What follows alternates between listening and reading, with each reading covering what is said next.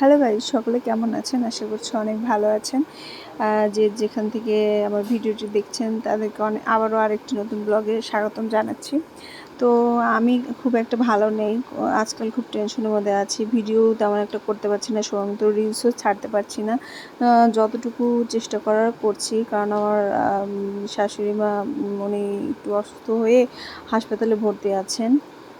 তো এই জন্য আজকাল ভিডিও করতে ইচ্ছা থাকলেও মানে করার মন নেই, এই আর কি। তো আমার বোন এখানে দুইটা অনলাইন থেকে 3 পিস কিনেছিল, তো সেটাই আপনাদের সাথে শেয়ার করছি। তো এই যে এটা কি যেন একটা সুতি, মানে সুতিও না, আবার হচ্ছে কেমন যেন মানে কিছুটা লিলেনের মতন কাপড় আর কি। তো এটা একটা কিনেছে, আরেকটা হচ্ছে তাঁতের, আগে দেখালাম। এটা হচ্ছে ওড়না, আর এটা, হ্যাঁ এই যে এটা হচ্ছে ওড়না। আর যে হাতে উপরে যেটা দেখালাম ওটা হচ্ছে কামিজ, আর হচ্ছে যেটা হচ্ছে সালোয়ার, সেটা হচ্ছে একদম প্লেন এক কালারের কালো। আর আরেকটা এই যে এটা হচ্ছে 3 পিসের কাপড় এটা। আর আরেকটা হচ্ছে তাঁতের কিনেছে। তো ও আসলে খুব একটা সময় পায় না যে মার্কেটে যে কিনবে। যে এটা হচ্ছে তাঁতের, উপরেরটা হচ্ছে সালোয়ার, আর এটা হচ্ছে জামা, এটা হচ্ছে কামিজ হবে এটা।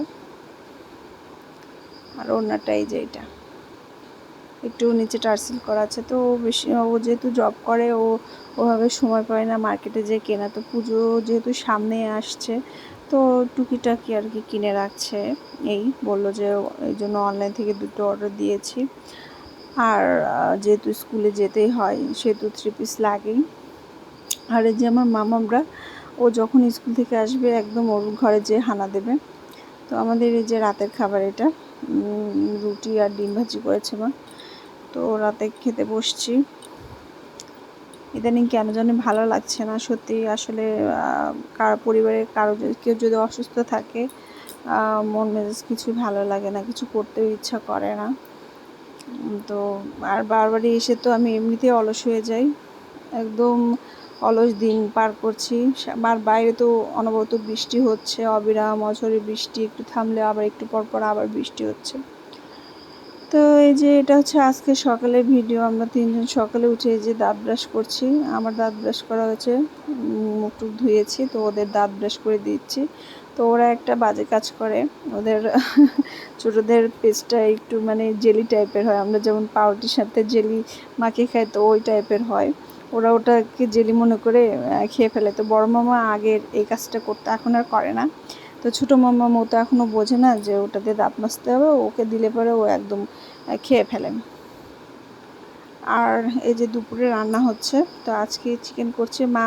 নিরামিষ সব অন্য জায়গায় করে নিয়েছে, তো এখানে চিকেনের রান্নার দায়িত্বটা আমার ছিল। তো মা সব কিছু অবশ্য করে দিয়েছে, কেটে কুটে বেছে দিয়েছে, আমি করছি শুধু।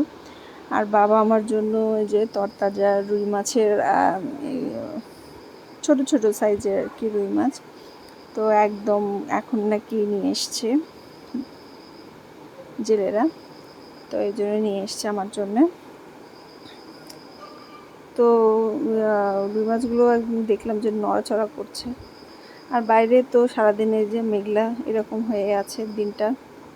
তো ভিডিওটি এখানে শেষ করছি। কেমন লাগলো অবশ্যই লাইক কমেন্ট করে পাশে থাকবেন এবং পেজটিকে ফলো দিয়ে রাখবেন। সবাই ধন্যবাদ।